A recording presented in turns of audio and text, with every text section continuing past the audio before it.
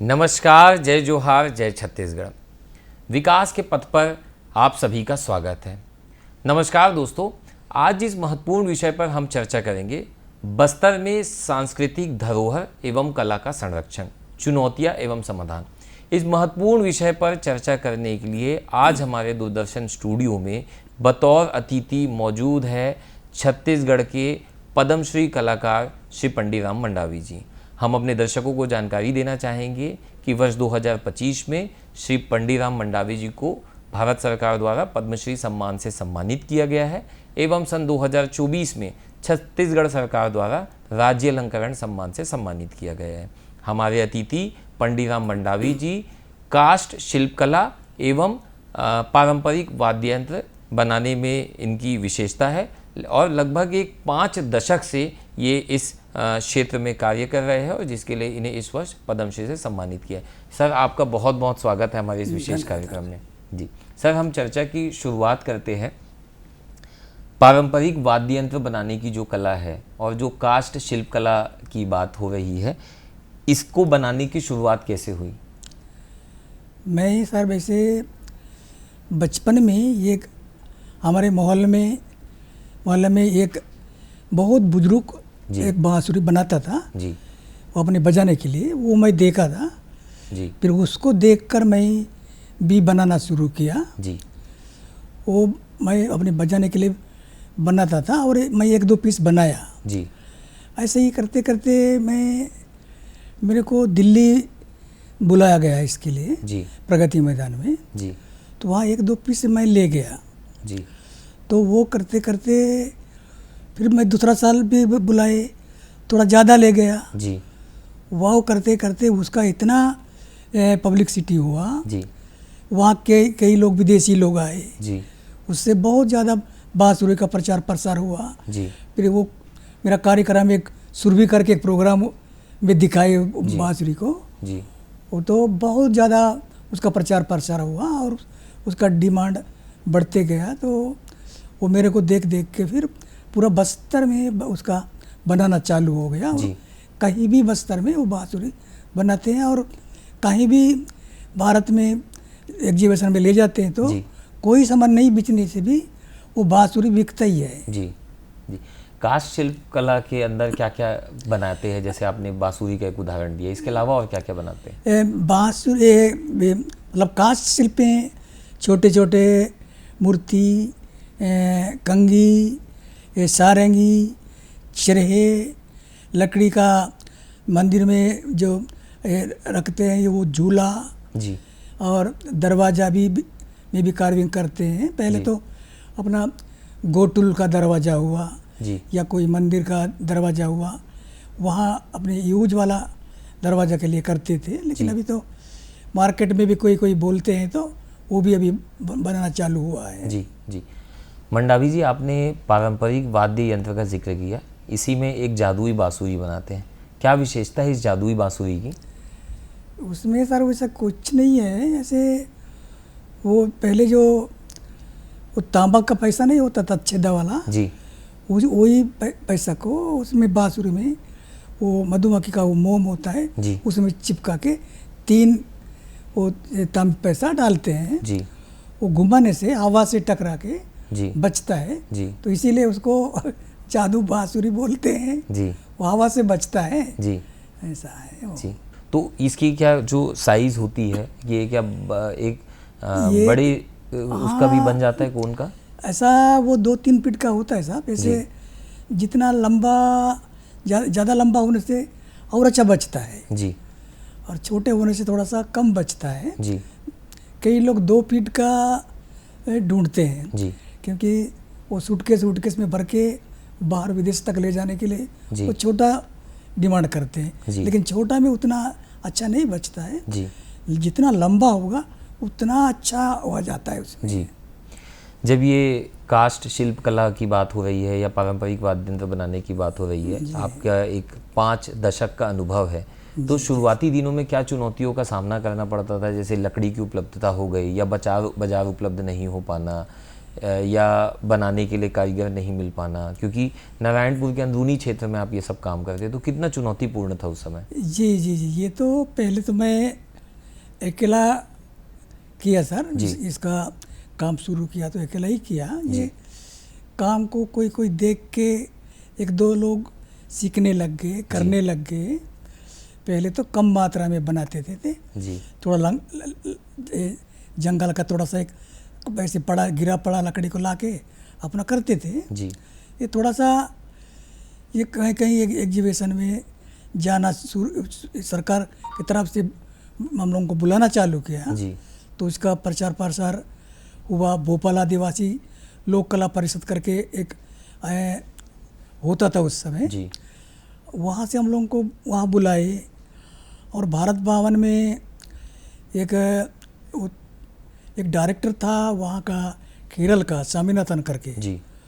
वो पूरा बस्तर में सर्वे किया कौन सा कलाकार कहाँ है बोल के जी।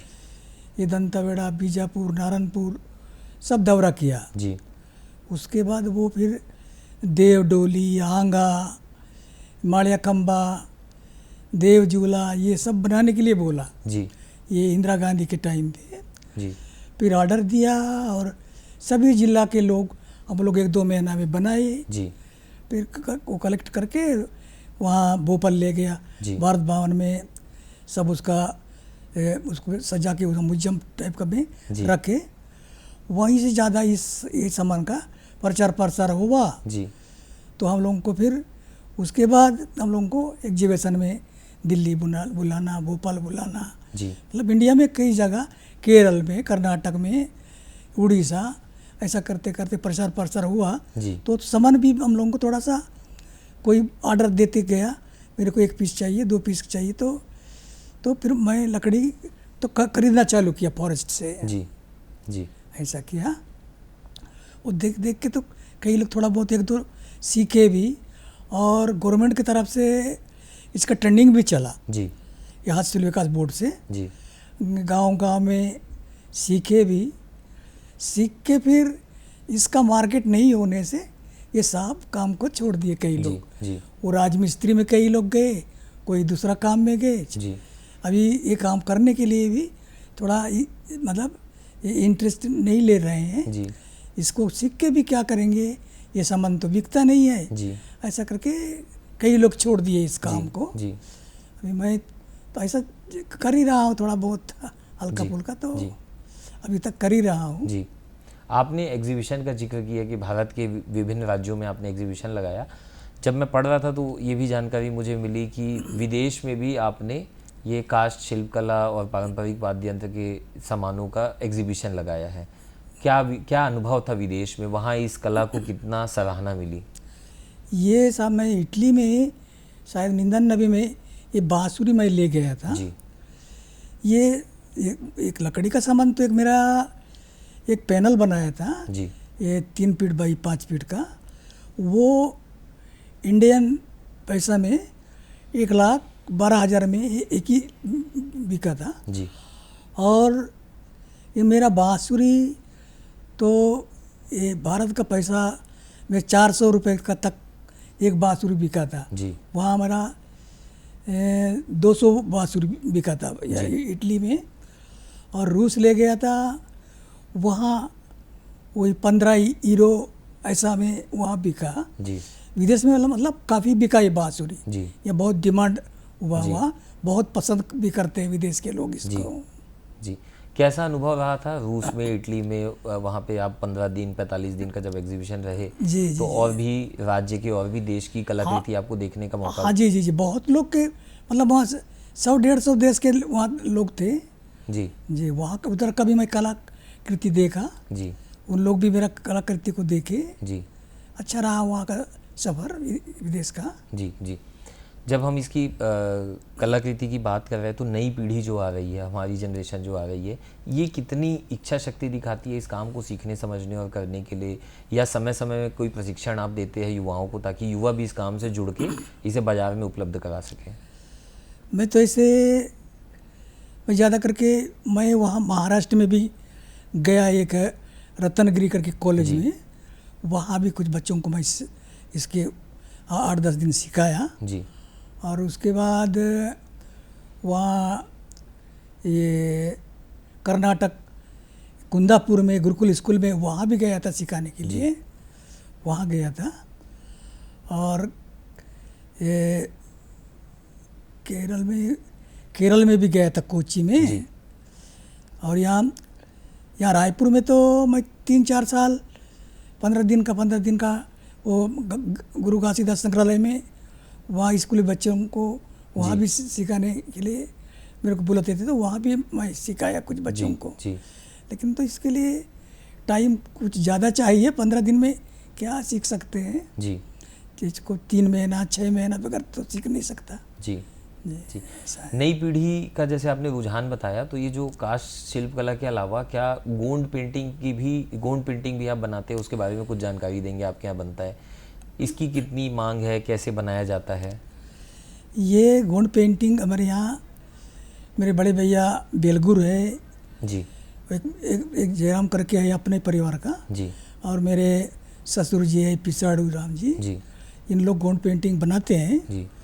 इनको तो बनाना तो आता है, लेकिन इनको मार्केट नहीं है जी। अभी मेरा लड़का जो है बलदेव जी, एक कैरागढ़ में पढ़ाई करके आया है फाइन आर्ट का जी। इनको कोई ऑर्डर मिलता है, इनसे बनवा के ये फिर उनको बनवाता है जी। और वे 15 दिन महीना दिन में बेचते रहता है। इनको भी कम मतलब मिलता है वो मेरा लड़का के द्वारा जी जी। तो दर्शकों, यहाँ पर हम लेते हैं एक छोटा सा ब्रेक के बाद फिर हाजिर होंगे और चर्चा जारी रहेगी। लोक सेवा प्रसारक दूरदर्शन ने OTT प्लेटफॉर्म पर कदम रखते हुए वेब्स की शुरुआत की है। ये डिजिटल मीडिया OTT दर्शकों को संपूर्ण इंफोटेनमेंट का सिस्टम देता है। अगर आपको भी चाहिए फ्री में शानदार कंटेंट, तो आज ही आप प्ले स्टोर से ऐप डाउनलोड कीजिए। तो आज ही QR कोड स्कैन करके डाउनलोड करें वेब्स ऐप।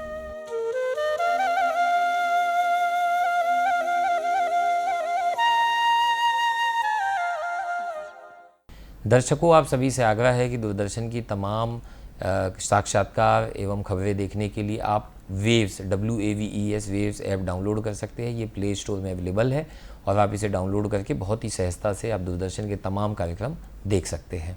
हम चर्चा की शुरुआत पुनः करते हैं।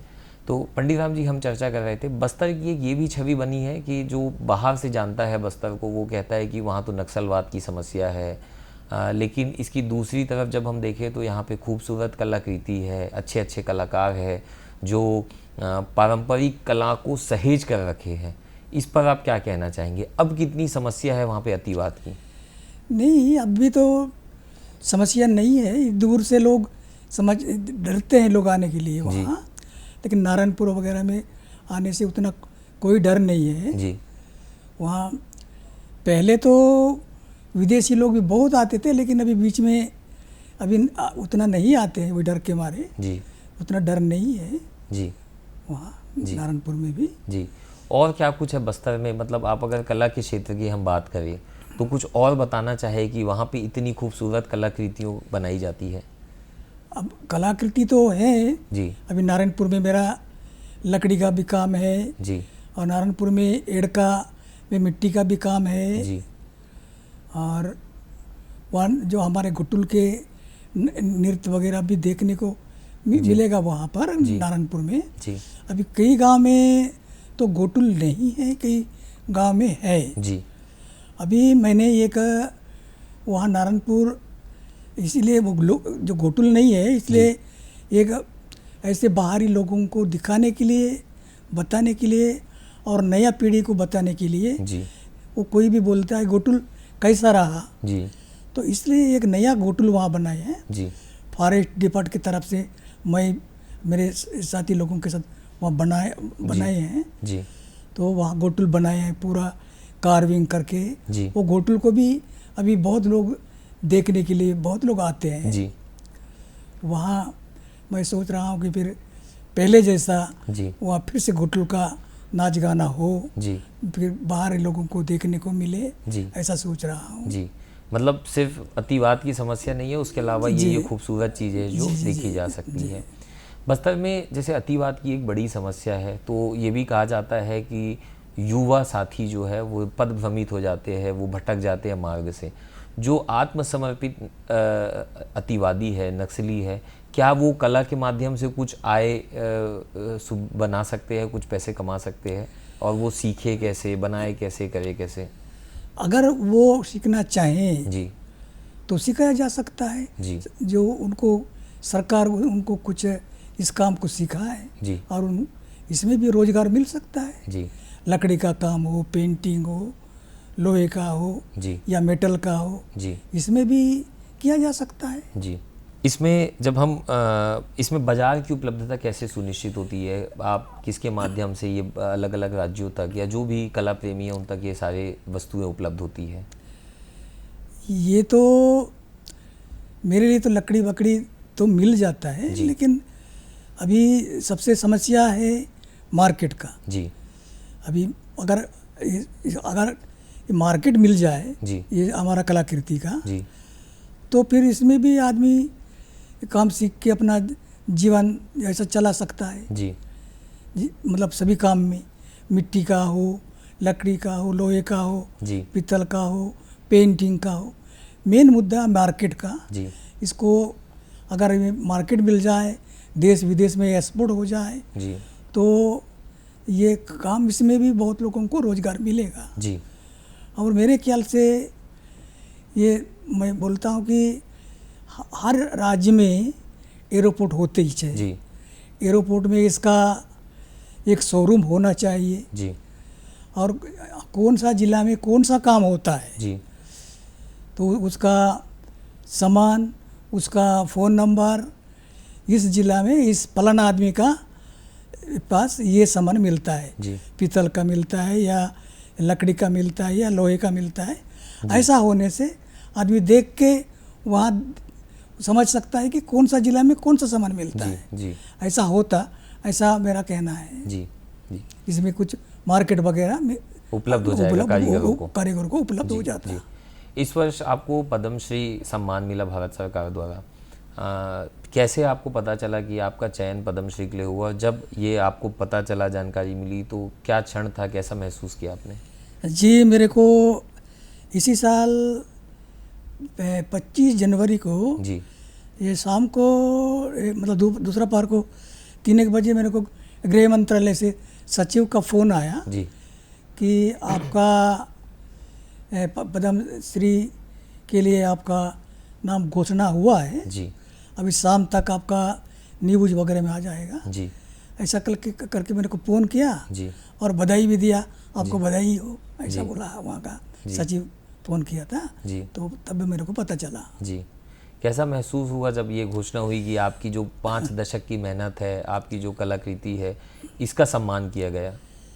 जी, इसलिए तो मैं अब इतना दिन तो मैं काम कर ही रहा था जी तो ये सब सुन के तो मेरे को बहुत खुश लगा सर। जी अभी तो घोषणा हुआ तो मिलेगा ही बोल के। जी जी अभी जैसे जितने भी प्रकार की कलाकृति होती है वो समय समय पे उसको अपग्रेड किया जाता है। जैसे पहले आपने कहा कि सिर्फ कंघी बनाते थे, अब लोग ऑर्डर देके नई नई चीज़ें बनाते हैं।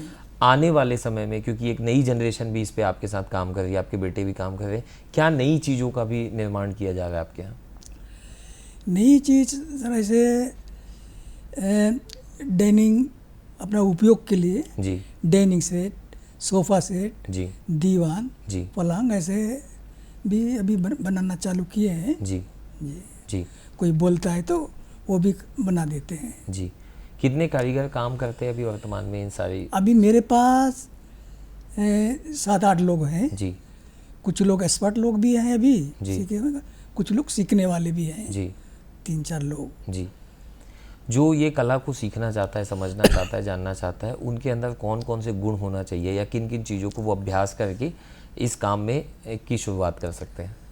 इसमें कोई ऐसे ज़्यादा ऐसा नहीं है, उसको अच्छा तेजधार वाला औजार होना चाहिए, जी अच्छा लकड़ी होना चाहिए, जी मुलायम लकड़ी, जी मतलब औजार ठीक ठाक से चले। जी ज़्यादा हार्ड, सीखने वाला को ज़्यादा हार्ड वाला लकड़ी को काट नहीं पाएगा, उसको जी थोड़ा सा मुलायम लकड़ी होना चाहिए जी उसको, तब ताकि वो थोड़ा सा जल्दी काटे, ऐसा कट जाए ऐसा। जी और कितना समय देना होगा इस काम को सीखने के लिए? अब सीखने के लिए तो देखो सर, अपने अपने वो ध्यान के ऊपर है। जी कोई 3 महीना में भी सीख जाए, कोई 6 महीना में, कोई साल भर भी, जी ऐसा है। जी। ये जो काष्ठ शिल्प कला की हम बात कर रहे हैं, तो आने वाले समय में क्या छत्तीसगढ़ के बाहर भी कोई आप प्रशिक्षण वगैरह देने का कुछ वैसी तैयारी वगैरह है? अभी तो तैयारी तो नहीं है। जी पहले मैं कहाँ कहाँ गया वो तो आपको मैं बता ही दिया। जी जी जी। अभी तो फिलहाल कोई बुलावा वगैरह तो नहीं आया है। जी जी। इसमें जो युवा साथी हमारे देख रहे हैं और उनके जो छत्तीसगढ़ के बाहर के हैं, उनके दिमाग में बस्तर को लेकर एक छवि है कि बस्तर में जो है वो सिर्फ अतिवाद की समस्या, उनको कोई अगर आप बात कहना चाहे तो कि बस्तर में कितनी खूबसूरत कला है या पर्यटन की कितनी संभावनाएं हैं? यहाँ बस्तर में तो चित्रकूट है जी तीरथगढ़ है और कई जगह जलप्रपात हैं उधर ओरछा अबूझमाड़ की तरफ से आंदावाड़ा जी उधर कुतुल कहाँ का तो बहुत जगह है देखने के लिए। जी अभी अबूझमाड़ में भी रोड वोड बनते हैं तो उधर भी देखने के लिए बहुत सारी जगह है। जी उधर भी बहुत खूबसूरत जगह है। जी। इसके अलावा जो आपने कहा कि अभी घोटुल परंपरा पे भी आप लोगों ने कुछ काम किया है, जी, जो घोटुल परंपरा को देखना चाहता है क्या वो भी देख सकते हैं? अब बिल्कुल देख सकते हैं। जी वो बाहर से पर्यटक आएंगे तो नारायणपुर जिला में भी नाच गाना वो भी देख सकते हैं। जी आके घोटुल वोटुल जी का मिलेगा देखने के लिए। जी। क्या समय समय पे जो विदेशी पर्यटक बस्तर आते हैं वो भी आते हैं इस कला को देखने समझने के लिए, और आते हैं तो उनकी क्या प्रतिक्रिया रहती है? वो अभी तो पहले जैसा नहीं आते हैं, कभी कभी आते हैं। अभी एक लेडी आई थी जी अभी 3-4 महीना पहले, अभी शायद अक्टूबर में आने वाली है। जी वो शायद नारायणपुर में जो मैं जो बोल रहा हूँ घोटुल बनाए जी वहाँ आज 30-40 साल पहले जी का घोटुल जो होता था हर गांव में, जी। उसका शायद फोटोग्राफ्स वगैरह है उसके पास। जी। उसका एग्जीबिशन लगाने वाली है। अच्छा कल मेरे को शकील भाई ने बताया। अच्छा। जी जी। एक देवी झूला का भी निर्माण किया जाता है आप लोगों के द्वारा। देवी झूला का महत्व क्या है और ये कैसे बनाया जाता है देवी झूला? ये तो देवगुड़ी का स्थान में ही उसको बनाते हैं जी। वही रखने के लिए। जी और उसमें जिसको देवी वगैरह चढ़ता है जी। तो उसी झूला में बैठ के झूलता है, जी। इसीलिए उसको बनाते हैं। तो क्या अगर कोई देवी झूला के छोटे छोटे स्ट्रक्चर भी बनाए जाते वर्तमान में? हाँ, वो तो छोटे छोटे वो केवल दिखाने के लिए है। जी जो युवुज जो होता है वो तो बहुत बड़ा 10 फीट का 8 फीट का होता है। जी। बड़ा बड़ा लकड़ी में। जी उसको कहीं नहीं ले जाते, वो वही रहता है। जी। तो दर्शकों, आज की हमारी सार्थक चर्चा थी पद्मश्री पंडीराम मंडावी जी के साथ। हमारे गेस्ट मंडावी जी ने हमारे दर्शकों को बेहद महत्वपूर्ण जानकारी दी कि काष्ठ शिल्पकला एवं पारंपरिक वाद्य यंत्र का निर्माण कैसे किया जाता है, कैसे इसमें बाजार उपलब्ध करवाया जा सकता है। जो नई पीढ़ी है वो उसको अगर कला के प्रति उनका रुझान है तो वो इस काम को कैसे सीख सकते हैं, सीखने के लिए उनको किस किस हुनर की आवश्यकता है। और नारायणपुर क्षेत्र में लगभग 5 दशक से इस क्षेत्र में, कला के क्षेत्र में काम करके आज उन्होंने पद्मश्री तक का एक रास्ता तय किया है। अपनी संघर्ष के साथ साथ उनके अपने अनुभव को उन्होंने साझा किया। मंडावी जी, आपने हमारे दर्शकों को बहुत बेहद महत्वपूर्ण जानकारी दी, उसके लिए बहुत बहुत धन्यवाद। नमस्कार सर। नमस्कार जी। तो अगले बार हम फिर मिलेंगे एक नए महत्वपूर्ण विषय के साथ। तब तक के लिए दीजिए हमें इजाज़त। जय जोहार, जय छत्तीसगढ़।